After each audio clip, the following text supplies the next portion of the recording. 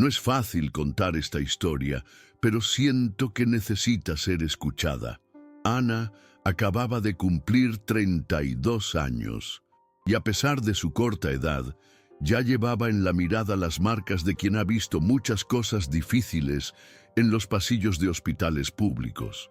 Cuando recibió la propuesta para ser enfermera particular de Iván Fernández, no dudó en aceptar. Era una oportunidad que parecía prometedora, un salario digno, horarios fijos y la posibilidad de usar toda su experiencia para ayudar a alguien que realmente lo necesitaba. La dirección era una mansión rodeada de altos muros y jardines silenciosos, alejada del centro, como si ese lugar quisiera esconderse del mundo. Fernando, el padre, era un hombre elegante y distante, de esos que casi no sonríen, como si el luto le hubiese robado las ganas de conversar. En la primera mañana, explicó que Iván estaba en estado vegetativo tras un accidente misterioso, del cual no dio detalles. Aquí dentro, todo cuidado es poco, dijo, desviando la mirada. Su silencio era casi tan denso como el aire frío que circulaba por la casa, donde cada paso resonaba como si estuviera prohibido perturbar esa rutina. Ya en los primeros días, Ana percibió que el ambiente estaba cargado de una tensión difícil de explicar. Había una frialdad que no venía solo del mármol en las paredes, sino de las personas. Laura, la madrastra, era una presencia constante e incómoda. De sonrisa rara y mirada calculadora, hacía cuestión de mostrar quién mandaba allí. Era ella quien organizaba los horarios, vigilaba cada movimiento de Ana y dejaba muy claro que no toleraba intromisiones en los asuntos de la casa. Ana extrañó, principalmente, el excesivo cuidado con los medicamentos. Laura los traía de diferentes lugares. Mantenía frascos sin identificación en cajones cerrados y no aceptaba preguntas. Ante cualquier sugerencia de cambio o mención a pequeñas mejoras en el estado de Iván, Laura reaccionaba con irritación, cortando a Ana con frases cortas. «Haga solo lo que le dicen». Ana sabía que aquello no era común. En otros hogares donde trabajó, las familias ansiaban cualquier señal de esperanza, por pequeña que fuera.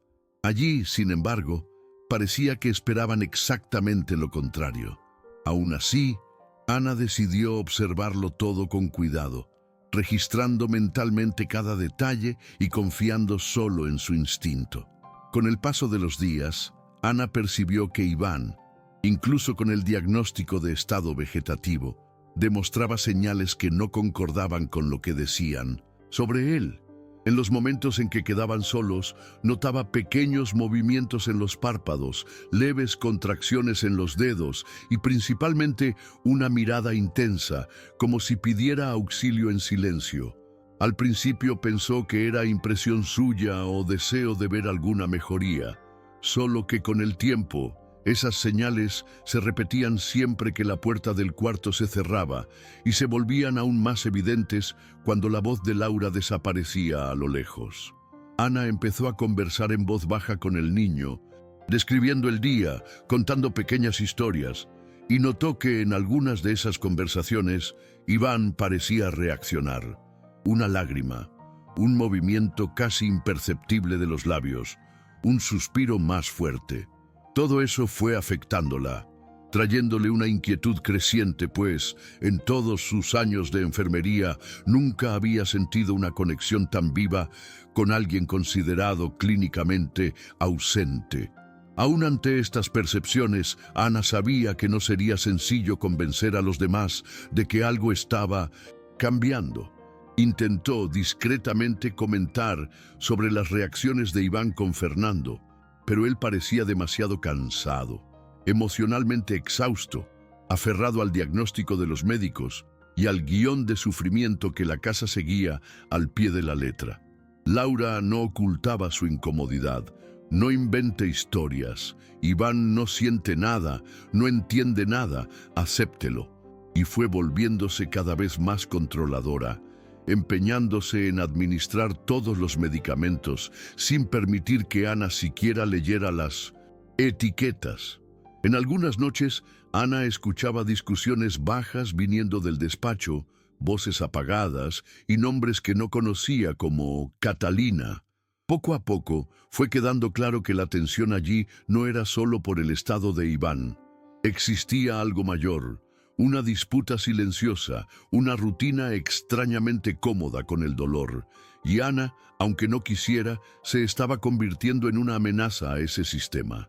La convivencia diaria con Iván llevó a Ana a adoptar el hábito de registrar minuciosamente cada señal que percibía, por pequeña que fuera. En un cuaderno sencillo escondido al fondo de su bolso, anotaba todo. Horario de los cambios en la respiración, cuando los dedos del niño se movían, la frecuencia de las miradas e incluso las respuestas involuntarias que surgían cuando hablaba de temas más sensibles. No era solo profesionalismo, era un tipo de responsabilidad ética que sentía ante esa extraña situación. Cuanto más profundizaba, más se convencía Ana de que allí había una historia mal contada, algo más allá de la fatalidad del accidente. Eso quedó aún más evidente una tarde, cuando notó que Iván fijaba los ojos en el vidrio de la ventana cada vez que Laura se acercaba y los cerraba rápidamente, como si intentara protegerse. El miedo en la mirada del niño era inconfundible, tan diferente de la apatía que esperaban de él. Eso fue el detonante para que Ana redoblara la atención en todos los detalles de la rutina, especialmente en lo que se refería a la administración de medicamentos. Fue en ese mismo periodo cuando Ana empezó a reparar en los frascos de medicamentos que guardaba Laura. Algunos no tenían identificación, otros venían en envases dañados o con fechas de caducidad vencidas. Cuando preguntaba, Laura respondía con agresividad y le pedía a Ana no meterse donde no la llamaban. El malestar solo aumentaba. Además, Ana comenzó a notar cuánto Fernando se mantenía al margen de todo, aislado en su despacho, delegando decisiones importantes sin realmente participar. El único acercamiento ocurría cuando de vez en cuando él entraba al cuarto de su hijo, se sentaba al lado de la cama y permanecía en silencio largos minutos, sujetando la mano de Iván sin decir nada. En una de esas noches, Ana oyó una conversación tensa en el pasillo.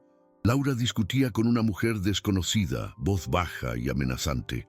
«No tienes derecho a aparecer aquí así», dijo Laura. Ana descubrió poco después que se trataba de Catalina, la madre biológica de Iván, cuya presencia parecía despertar aún más conflictos en la casa. Cada visita de Catalina estaba marcada por provocaciones y miradas hostiles, siempre seguidas de cambios bruscos en el comportamiento de Laura.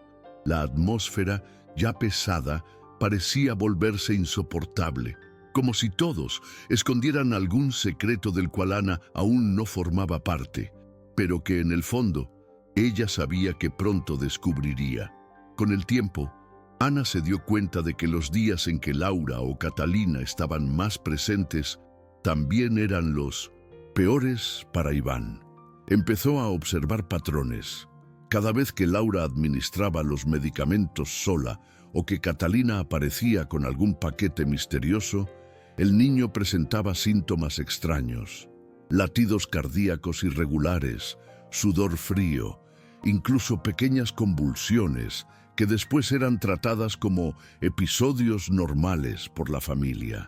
Ana sentía una desconfianza cada vez más fuerte de que los medicamentos no estaban allí para ayudar, sino para mantener al niño exactamente en esa condición. Fue en 1900 ese punto que decidió ser aún más cautelosa. Siempre que podía, fingía salir del cuarto, pero volvía de sorpresa, sorprendiendo a Laura cambiando frascos o a Catalina revisando los cajones. Estas actitudes solo reforzaban el miedo de Iván, quien parecía comprender mucho más de lo que dejaban entrever. Lo más difícil para Ana era convivir con la sensación de impotencia. El ambiente era hostil, la rutina rígida, y cualquier intento de cuestionar los procedimientos era rápidamente reprimido, casi como si la casa funcionara en torno a un secreto compartido por todos, menos por ella. Ante la resistencia de la familia, Ana decidió buscar al médico responsable del caso. Después de insistir mucho, logró que el doctor Constantino fuera a la mansión.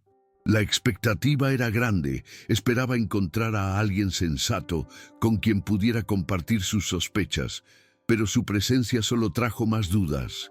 El médico llegó tarde, mostró prisa e irritación al ser cuestionado. No trajo historial médico, recetas, ni explicó la procedencia de los medicamentos que recetaba. Sus respuestas eran vagas, basadas en argumentos de autoridad, como si su palabra bastara para cerrar cualquier discusión. «El cuadro es irreversible», dijo de manera fría, evitando el contacto visual. Ana intentó preguntar por qué tantos cambios en los medicamentos, pero el médico pronto desvió el tema y se fue sin dar oportunidad a más explicaciones. A partir de ese día, Ana tuvo la certeza de que algo muy serio estaba sucediendo allí, algo que superaba el dolor de un accidente o las dificultades de una familia en crisis. Estaba ante una red de mentiras tan bien armada que si no era cuidadosa, podría acabar siendo silenciada también. Después de ese encuentro frustrante con el doctor Constantino, Ana se sintió aún más sola, pero también más decidida. Sabía que cualquier error podía costar caro, no solo para Iván, sino también para ella misma. Decidió que necesitaba pruebas concretas. Empezó a fotografiar discretamente los frascos de medicamentos sospechosos, a guardar muestras de etiquetas y a registrar todas las reacciones de Iván en hojas de cálculo detalladas. Aprovechaba los pocos momentos de privacidad para enviar mensajes y fotos a una amiga farmacéutica, pidiéndole ayuda para identificar sustancias y posibles efectos secundarios. Cada nueva información solo aumentaba su estado de alerta. Entre los medicamentos administrados por Laura, había sustancias que, además de contraindicadas para niños, eran potencialmente peligrosas, pudiendo causar letargia, convulsiones y daños neurológicos permanentes. El miedo crecía dentro de Ana, pero era superado por el sentido de justicia que siempre la guió en su profesión. Lo peor era la constante vigilancia de la familia, que hacía de todo para mantenerla ocupada, vigilada y, sobre todo, callada. En medio de esa rutina sofocante, las visitas de Catalina se volvieron más frecuentes y siempre rodeadas de tensión. Ana notó que, después de cada visita, Laura se volvía aún más agresiva, descargando la rabia en los pequeños detalles del trabajo de la enfermera. Fernando, por su parte, se mostraba cada vez más ajeno, inmerso en documentos o en reuniones interminables, como si huyera de su propia casa. Cierta noche, Ana presenció una discusión aún más acalorada entre Laura y Catalina, en la que intercambiaron acusaciones sobre dinero, responsabilidades e incluso amenazas veladas. «No vas a conseguir quitarme nada», oyó a Laura susurrar, furiosa. En ese momento Ana entendió que, además de Iván, allí había una disputa de poder e intereses financieros que ponía a todos en riesgo. En medio del miedo y la incertidumbre, Ana decidió que no podía esperar más a que alguien viniera a resolver la situación. Si no actuaba pronto, sabía que algo terrible podría pasarle al niño y a ella misma. Por eso, en los días siguientes, se dedicó aún más a la recolección de pruebas, manteniendo la cabeza fría y el corazón firme, aún sintiendo el peso de caminar sola por un terreno tan peligroso. Fue en una de esas madrugadas silenciosas que Ana percibió que la situación había llegado a un límite insoportable. El cuarto de Iván estaba sumido en penumbra, solo iluminado por la luz suave del monitor cardíaco. Ana, exhausta, intentaba leer algo para distraerse cuando, de repente, escuchó un susurro casi imperceptible proveniente de la cama. Se giró rápidamente, con el corazón acelerado. Para su sorpresa, vio a Iván mover levemente la boca y, con enorme esfuerzo, susurrar la palabra «policía». El sonido era débil, pero lo suficientemente claro para que Ana entendiera que no era un delirio ni un reflejo automático. Era un pedido de auxilio, una prueba viva de que él estaba consciente de su propio sufrimiento y del peligro que corría. El impacto fue tan grande que por algunos segundos Ana quedó paralizada, tratando de procesar la gravedad de lo que presenciaba. Sintió miedo, sí, pero sobre todo un impulso casi visceral de actuar de inmediato, como si no hubiera otra oportunidad. Sabía que no podía seguir ignorando sus propios instintos. Ahora tenía la confirmación que necesitaba para buscar ayuda fuera de los muros de esa casa. Al día siguiente, Ana no pudo pegar ojo. Con la súplica silenciosa de Iván martillando en su cabeza, tomó la decisión más difícil de su vida. Reunió todas las pruebas que había recopilado: fotos de los frascos, muestras, copias de hojas de cálculo, anotaciones diarias sobre las reacciones de Iván y hasta pequeños videos hechos discretamente en el celular. Esperó el momento en que todos estuvieran ocupados y llamó a la policía, relatando con detalle lo que venía presenciando y explicando que la vida del niño estaba en riesgo.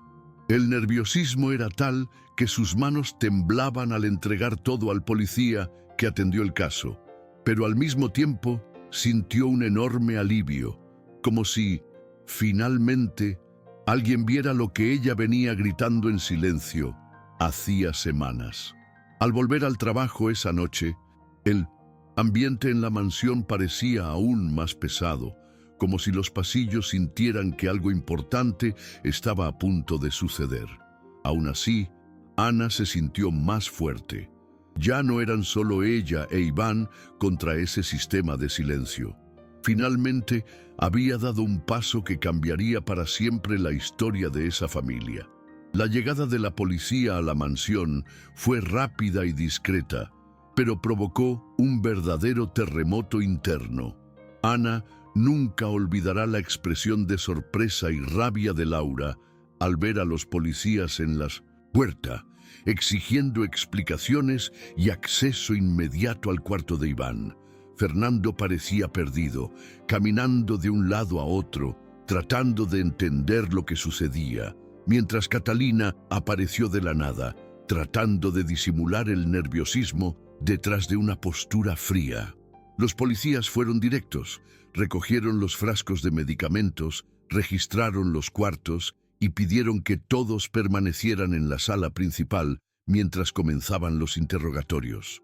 Ana fue escuchada por separado, detallando todo lo que había vivido, cada sospecha, cada pequeña reacción del niño que apuntaba a algo más allá del estado vegetativo. El testimonio fue largo, marcado por la tensión de sentir las miradas de Laura y Catalina perforando su espalda, como si quisieran intimidarla hasta el último segundo. Por más difícil que fuera, Ana sabía que no podía retroceder. Ahora estaba luchando no solo por la vida de Iván, sino por su propia dignidad como profesional y ser humano. Mientras los investigadores analizaban los medicamentos y conversaban con cada uno de los involucrados, la verdad comenzó a aparecer poco a poco, como una pieza de dominó tumbando a la otra. Descubrieron rápidamente que el médico de la familia, Dr. Constantino, no tenía registro válido y que varias de las sustancias aplicadas a Iván estaban prohibidas o eran de uso estrictamente controlado. A partir de ese punto, la postura de Fernando cambió drásticamente. De hombre distante y resignado, pasó a ser alguien completamente devastado, dándose cuenta de que había sido manipulado por personas en quienes confiaba. A cada nuevo detalle revelado, El shock se transformaba en rabia y empezó a exigir respuestas de Laura y Catalina, que ahora no podían mantener el control de la situación. Para Ana, todo sucedía demasiado rápido, pero también con cierto alivio. Vio, por primera vez, la posibilidad real de justicia, no solo para Iván, sino para todos los niños que, en situaciones parecidas, nunca tuvieron a alguien que luchara por ellos. El miedo seguía existiendo, pero ahora era menor que la esperanza de un desenlace honesto y liberador. La investigación ganó velocidad cuando la policía empezó a cruzar informaciones de los testimonios con los registros médicos, o la falta de ellos, y los documentos encontrados en la casa.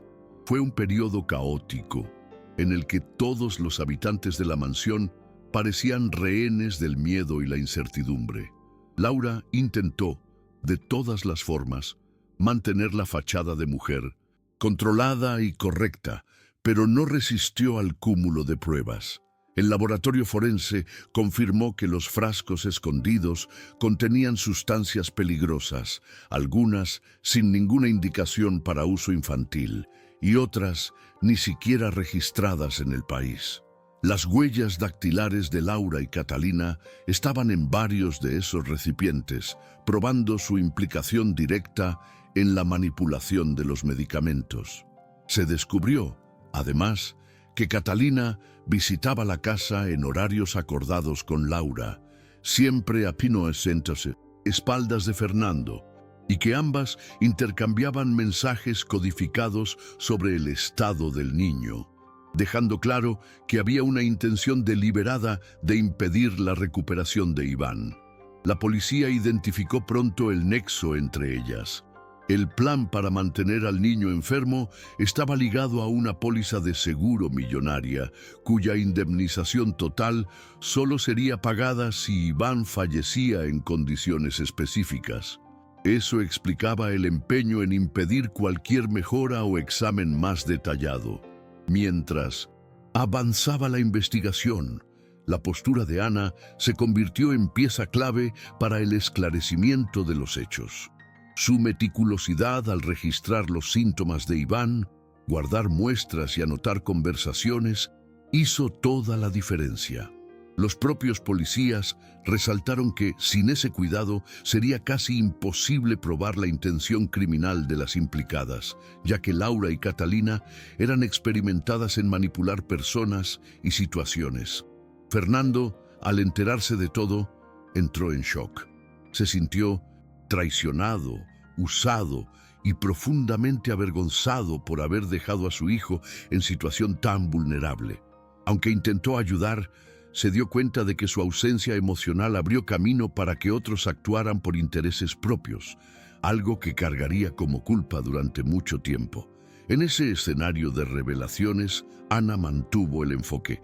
No se dejó intimidar por amenazas veladas ni por intentos de desacreditar su trabajo. Sabía que debía mantenerse fuerte, pues Iván aún dependía de ella. Ahora, más que nunca, la presencia constante de los policías trajo nuevo aire a la mansión, y Ana pudo sentir por primera vez un clima de esperanza naciendo en medio de aquel ambiente de miedo y manipulación. La repercusión del caso no tardó en salir de las puertas de la mansión y tomar proporciones nacionales. Bastó que la prensa descubriera que un niño de familia rica había sido víctima de negligencia y, sobre todo, de un esquema criminal que involucraba a personas de dentro de la casa para que la historia apareciera en portadas de periódicos, portales de noticias e incluso programas de televisión. Periodistas acamparon durante días frente a la residencia, buscando cualquier información nueva, mientras patrullas policiales iban y venían, recogiendo documentos, computadoras e interrogando a empleados. Ana fue buscada por periodistas varias veces, pero prefirió guardar silencio, protegiendo tanto su integridad como la privacidad de Iván. Por más que sintiera rabia e indignación por todo lo que presenció, sabía que el foco ahora debía ser la recuperación del niño. Al mismo tiempo, Observó el impacto devastador sobre Fernando, que no solo vio el nombre de la familia expuesto, sino que también tuvo que enfrentar la dolorosa verdad de que la esposa y la madre de su hijo eran responsables de casi destruir la vida del niño que más amaba. Era visible el abatimiento de Fernando, que pasó a aislarse aún más, evitando cualquier exposición pública, tratando de procesar la dimensión de lo que había sucedido bajo su propio techo. En medio de ese torbellino, las investigaciones llegaron a su fin con pruebas contundentes. Laura, Catalina y el supuesto médico, doctor Constantino, fueron procesados y arrestados. Se descubrió que el médico usaba una identidad falsa, sin ninguna formación válida, y que fue contratado especialmente para emitir informes falsos y garantizar que Iván nunca recibiera el tratamiento correcto. El tribunal fue unánime en reconocer el delito y la intención de causar daño al niño a cambio del beneficio financiero del seguro. El juicio fue seguido de cerca por la opinión pública, generando debates sobre la importancia de la fiscalización en hogares de alto nivel y el papel de los profesionales de la salud al identificar situaciones de riesgo. Ana fue llamada a declarar, enfrentando una vez más el miedo y el nerviosismo, pero mantuvo una postura firme, contando todo lo que sabía y presentando todas las pruebas recopiladas durante los meses de sufrimiento. Al final del proceso, sintió una mezcla de alivio y agotamiento, sabiendo que, a pesar de la lentitud de la justicia, la verdad finalmente había salido a la luz, y que su valentía hizo toda la diferencia para que Iván tuviera una nueva oportunidad de vida. Con la condena de los implicados y el fin de las investigaciones, Ana finalmente pudo respirar con algo más de alivio, aunque sabía que la jornada por la recuperación de Iván apenas comenzaba. Desde el momento en que la tutela del niño fue transferida provisionalmente al Estado por recomendación judicial, se abrió la posibilidad de un tratamiento realmente adecuado. Iván fue internado en un hospital especializado, lejos de las influencias tóxicas y peligrosas de la antigua casa. Ana fue invitada a continuar como cuidadora.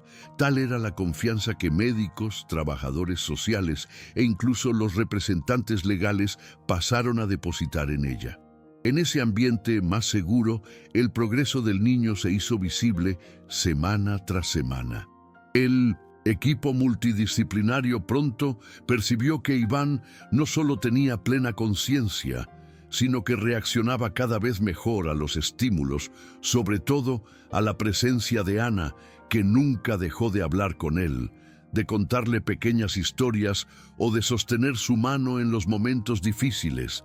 Los médicos quedaron impresionados con los registros minuciosos que presentó Ana, lo que facilitó el ajuste de la medicación y la creación de una rutina de terapias específica para su caso. Durante ese periodo, Ana también fue reconocida por su trabajo incansable y su ética. Muchos de los profesionales del hospital se inspiraron en su actitud y la propia dirección llegó a invitarla a dar charlas en encuentros sobre el papel del cuidador en la protección de pacientes vulnerables. Pero para Ana, la mayor recompensa era ver a Iván responder cada vez más. Primero con el movimiento de los ojos, luego con pequeños gestos y algún tiempo después con palabras tímidas, cargadas de emoción. Cada avance era celebrado como una victoria colectiva, pero Ana nunca permitió que los reflectores la desviaran del objetivo principal: asegurar que Iván tuviera una infancia verdadera, con dignidad, cariño y seguridad. Al mismo tiempo, la relación entre ella y Fernando pasó a estar marcada por el respeto mutuo, sin espacio para rencores del pasado, solo con la sensación de gratitud y de que, finalmente, todos estaban del mismo lado. El trauma de los meses anteriores no desapareció por completo, pero ahora había una esperanza real, concreta, de que lo peor ya había quedado atrás, y que a partir de ese punto, Iván y Ana podrían reescribir juntos una nueva historia, mucho más humana y verdadera. El proceso de recuperación de Iván estuvo marcado por muchos desafíos, pero también por pequeños milagros diarios. En los primeros meses, tras el traslado al hospital, el equipo médico se concentró en revertir los daños causados por la administración irregular de los medicamentos. Con paciencia y cuidado, lograron estabilizar el cuadro del niño, permitiendo que poco a poco volviera a experimentar sensaciones básicas: hambre, sed, calor, frío. Ana se mantuvo firme a su lado en cada etapa, siendo el puente entre Iván y el nuevo mundo a su alrededor. La confianza entre ambos era tan grande que, incluso cuando sentía dolor o miedo, Iván buscaba la mano de Ana para calmarse. El vínculo era percibido por todos, y fue precisamente esa relación cercana la que ayudó en la recuperación emocional del niño que ahora, lejos de la opresión de la antigua casa, por fin podía sonreír sin miedo. El trabajo multidisciplinario, fisioterapia, logopedia, terapia ocupacional, avanzaba cada semana, con Ana informando fielmente cada progreso a los médicos. La mirada antes apagada de Iván fue ganando brillo y su postura, hasta entonces rígida y retraída, pasó a mostrar ganas de comunicarse. En una tarde lluviosa, Ana lloró al ver al niño levantar levemente el brazo para dibujar en el aire, intentando expresar algo que guardaba hacía mucho tiempo. Fue una escena sencilla, pero de profundo significado, pues representaba el inicio de una nueva etapa. Al mismo tiempo, la historia de Ana e Iván siguió inspirando a personas fuera del hospital. Organizaciones sociales pasaron a usar el caso como ejemplo de la importancia de escuchar y observar atentamente en situaciones de vulnerabilidad. Muchos padres, cuidadores e incluso profesionales de la salud escribieron a Ana relatando que pasaron a prestar más atención a las pequeñas señales en sus propios pacientes y familiares. Ana, siempre humilde, respondía a todos con gratitud, enfatizando que su papel no fue heroico, sino humano. «Solo hice lo que mi conciencia me mandó», repetía. El reconocimiento, sin embargo, no se limitó al ambiente profesional. En poco tiempo, Ana recibió invitaciones para colaborar en campañas de concientización y conferencias sobre ética en enfermería, convirtiéndose en referente en el tema sin nunca buscar los reflectores. Lo que más la emocionaba, sin embargo, era ver a Iván ser reconocido como un niño que sobrevivió, y no como víctima de un escándalo. Ver la fuerza del niño ante tanta adversidad le daba un sentido de propósito aún mayor. Con cada logro de Iván, Ana sentía que todo el sufrimiento vivido en la mansión había valido la pena, pues nada era más poderoso que presenciar la vida renaciendo donde solo había dolor y silencio. A medida que los meses se convirtieron en más de un año de acompañamiento, Ana e Iván ya eran vistos como una pareja inseparable en los pasillos del hospital. La confianza construida en medio del caos sirvió de base para el avance gradual, pero constante, de la recuperación del niño. Iván pasó por innumerables exámenes, sesiones de estimulación y rehabilitación. Hubo días difíciles, en los que la angustia del pasado parecía querer invadir el presente. Noches en que Iván despertaba asustado, agarrándose de la mano de Ana como si necesitara asegurarse de que aún estaba a salvo. En esos momentos, Ana nunca perdió la paciencia. Se sentaba a su lado, hablaba con calma sobre el tiempo, los árboles afuera, las buenas personas que habían aparecido en sus vidas. Creía que, más que cualquier medicamento, el afecto genuino era lo que realmente curaba. El tiempo, antes tan implacable, empezó a trabajar a favor. Pequeñas victorias, como la primera vez que Iván sonrió conscientemente ante una broma, o cuando balbuceó el nombre de Ana en voz baja, eran celebradas con emoción no solo por ella, sino por todo el equipo del hospital. Y poco a poco, hasta Fernando empezó a visitar a su hijo con más frecuencia, permitiéndose compartir con Ana la esperanza de días mejores. En el plano emocional, Ana también enfrentaba sus propios miedos.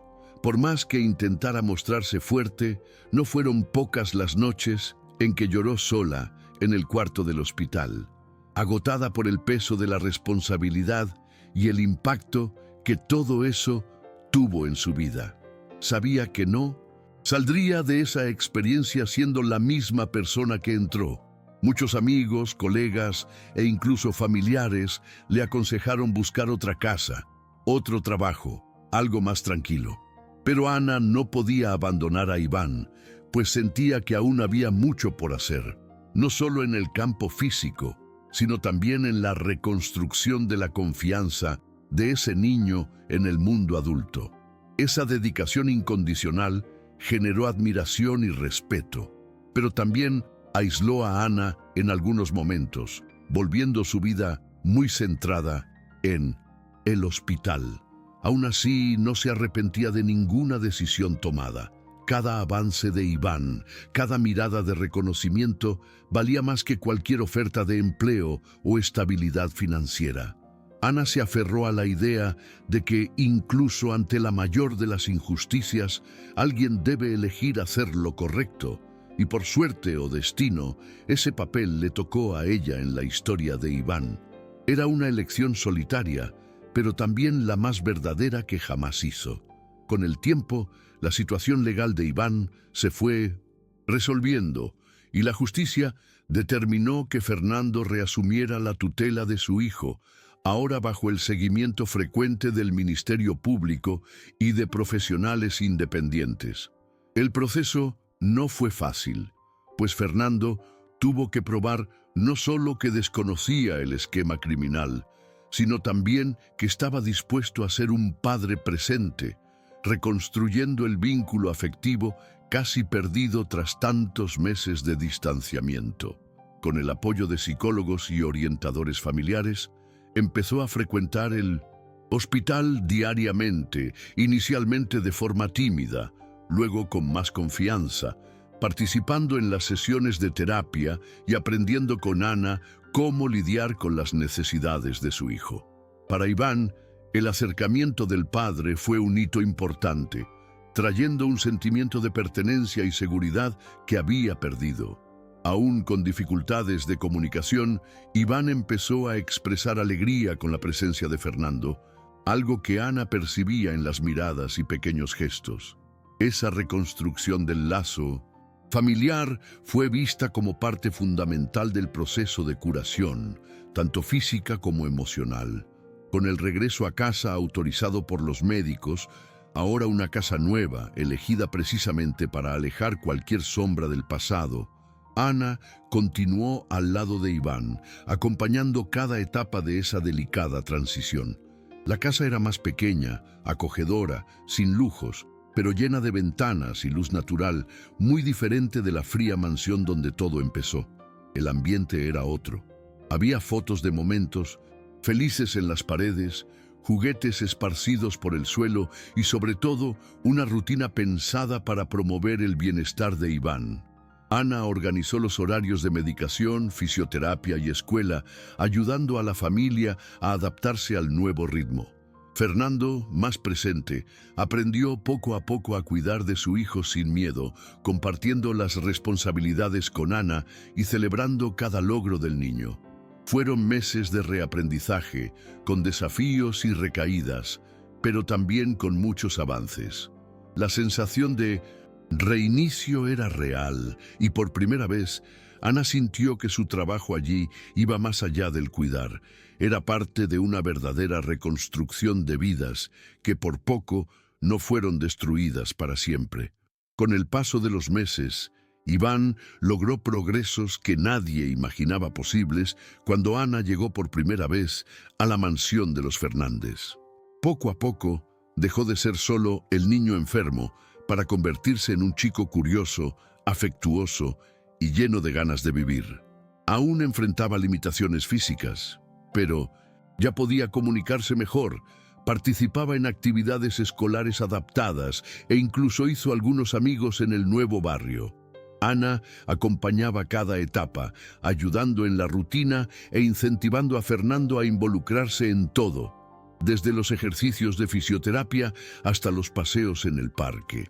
La relación de confianza entre Ana, Iván y Fernando creció tanto que con el tiempo el trío se convirtió en una especie de pequeña familia, unida por lazos construidos en el dolor, pero fortalecidos por el respeto y el cuidado mutuo. Su historia fue citada en seminarios, entrevistas y debates sobre ética y protección de la infancia, pero para Ana, lo más importante era ver a Iván sonriendo de verdad, sintiéndose amado y seguro. Con el fin del acompañamiento judicial, Ana decidió dar un paso atrás en su vida profesional, sintiendo que su misión estaba cumplida. Permaneció presente como amiga de la familia, siempre disponible para ayudar, pero empezó a buscar nuevos desafíos en su carrera, llevándose consigo la experiencia transformadora de ese periodo. Iván, por su parte, creció rodeado de apoyo y cariño, superando traumas y descubriendo fuerzas que ni sabía que tenía. El reencuentro de Fernando con su papel de padre también fue notable. Se convirtió en un hombre más atento, consciente del valor de la presencia y del cuidado. Para todos, quedó la lección de que el coraje, la ética y la compasión pueden realmente salvar vidas, incluso cuando todo parece perdido. Ana nunca se consideró una heroína, pero quien la acompañó de cerca sabe que si no fuera por su sensibilidad, firmeza y valentía, quizás Iván no habría tenido una segunda oportunidad.